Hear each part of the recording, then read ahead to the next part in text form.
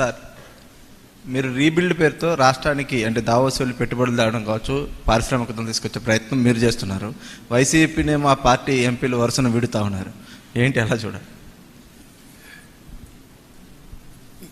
వాళ్ళ పార్టీ వాళ్ళు పారిపోతున్నారనుకుంటే మన దానికి సమాధానం మన దగ్గర ఏం లేదు.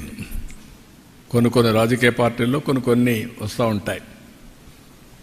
నమ్మకం అనేది ఉంటే ఉంటారు, లేకపోతే వాళ్ళ దారి వాళ్ళు చూసుకుంటారు. వాళ్ళకుండే మార్గాలన్నీ కూడా. I don't want to comment much on that is there internal affair. That reflects ఆ పార్టీ యొక్క సిచ్యువేషన్, ఐ కెన్ సే. అంతవరకే. Beyond that I don't want to comment anything on that.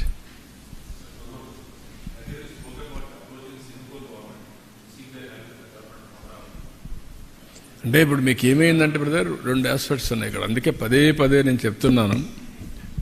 మళ్ళీ నేను చెప్తా ఉంటే ఏమవుతుందంటే ఏదో నేను కామెంట్ చేసినప్పుడు కొంతమంది అనుకోవచ్చు. Singapore government is one of the most respected government globally. am I right? ఇప్పటికి కూడా వాళ్ళకు ఒక క్రెడిబిలిటీ ఉంది, ఒక విశ్వసనీయత ఉంది, ఒక ఇంటిగ్రిటీ ఉండే గవర్నమెంట్ అది. వీళ్ళు ఏం చేశారు? ఫ్రీగా నేను అడగతానే ఒకప్పుడు హైదరాబాద్లో సింగపూర్ సిటీ కట్టాం. ఎవరు కామెంట్ చేయాల. ఎక్కడ కట్టాం? ఉప్పల్లో కట్టాం. అదే మరిగా హైటెక్ సిటీలో డెవలప్మెంట్ చేశారు. అక్కడుండే లీ క్వాన్ యూ దగ్గర నుంచి మళ్ళీ మొన్నటరుకున్న లీ దగ్గర నుంచి ప్రైమ్ మినిస్టర్స్ అందరూ నేనంటే గౌరవంగా ఉంటారు. నేను పోయి అడగతానే మాస్టర్ ప్లాన్ తయారు చేయడానికి ఫ్రీగా చేసి ఇచ్చారు. వాళ్ళకు మాస్టర్ ప్లాన్ తయారు చేయడంలో అనుభవం ఉంది. అంటే వాళ్ళు తయారు చేయడం కాదు, వాళ్ళు డబ్బులు ఇచ్చి వాళ్ళ పబ్లిక్ సెక్టర్ కంపెనీ ద్వారా చేసి నాకు ఇచ్చారు. ఇచ్చిన తర్వాత సీడ్ క్యాపిటల్ కొన్ని దగ్గర డెవలప్ చేశారు. వాళ్ళ రమ్మని ఒక సీడ్ క్యాపిటల్ డెవలప్మెంట్ కోసం ఒక అవగాహనకు వచ్చాం. దానికి కూడా డబ్బులు కూడా మనకు ఎట్లా ఇవ్వాలనో ఆ ప్రో రేటా ప్రకారం మనం ల్యాండ్ ఇవ్వడం, డెవలప్ చేయడం, మనకు డబ్బులు పే చేయడం, అవన్నీ అగ్రిమెంట్ చేసుకున్నాం. అది కూడా ఛాలెంజ్లో స్విచ్ ఛాలెంజ్కి వెళ్ళాం.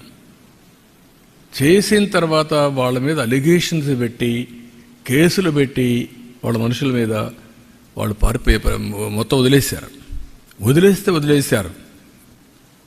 బ్రాండ్ ఎంత నాశనం అయిపోయిందండి.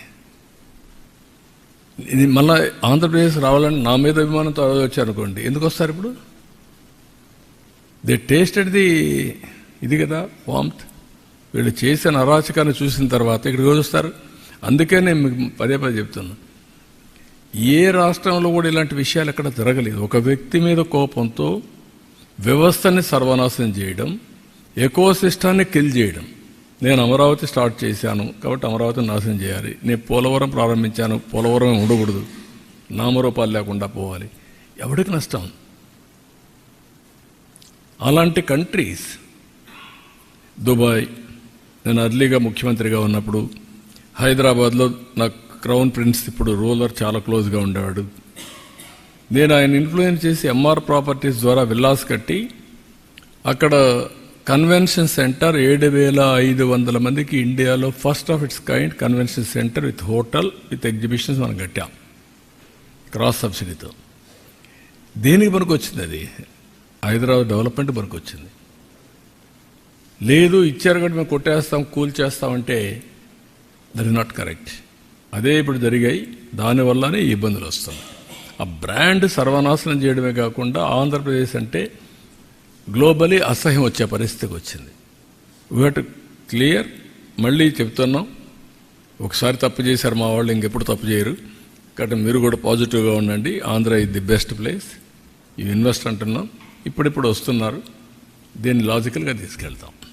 మీరు కూడా ఆలోచించుకోవాల్సింది, ప్రజలు ఆలోచించుకోవాల్సింది, రాజకీయాల్లో ఉండడానికి అర్హత లేని వ్యక్తులు వస్తే ఇలాంటి డిస్ట్రక్షన్ జరుగుతుంది. అంతవరకు. Beyond that I don't want to comment anything. మారమని చెప్పాడు ఆయన. ఉండబోదు మనం ఏం చేస్తాం? ఇప్పుడు ఆయన ఏం చెప్పాడు? ఇంకొక విషయాన్ని ఇక్కడ గుర్తుపెట్టుకోవాలి. మీరు మంచి ప్రశ్న అడిగారు, చాలా సంతోషం. విజయసాయిరెడ్డి గారిని అప్రూవర్గా మారమని ఆయన మీద చాలా ఒత్తిడి వచ్చిందని ఆయన చెప్పాడు. అన్న నాకు తెలియదు, ఇంతవరకు తెలియదు. మాకు బాగా సన్నిహితమే కదా, మాతో ఎప్పుడు చెప్పడా.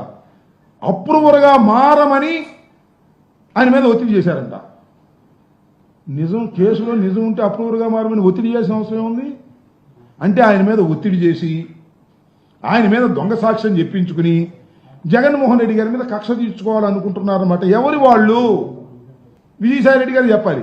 అప్రూవర్గా మారమని నా మీద ఒత్తిడి వచ్చినా నేను అప్రూవర్గా మారలేదు, నిలబడ్డాను అని చెప్పాడు.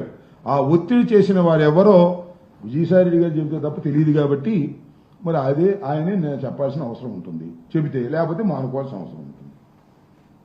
అప్రూవర్గా మారాల్సిన అవసరం ఉంది శర్మ గారు. నా మీద నిజంగా ఏదైనా కేసు ఉంటే దానిలో వాస్తవం ఉంటే అప్రూవర్గా మారాల్సిన అవసరం ఏముంది? ఒత్తిడి చేయాల్సిన అవసరం ఏముంది? అంటే there is no evidence against Jaganmohan Reddy గారు అనేది చాలా క్లియర్గా అర్థమవుతుంది అనమాట.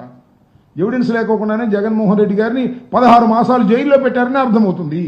ఎవిడెన్స్ లేకోకుండానే జగన్మోహన్ రెడ్డి గారి మీద సాధించాలని రాజకీయ కక్షతో చేస్తున్నారని అర్థమవుతుంది దీన్ని బట్టి. ఓకే, ఏంటి మళ్ళీ జైలుకి పంపించే ప్రయత్నం ఎవరు చేస్తున్నారంటావు? నువ్వా? ఎవరు చేస్తున్నారని? అప్రూవ్గా మారితేనా? ఎవరు? ఆయన మారనని చెప్పాడుగా.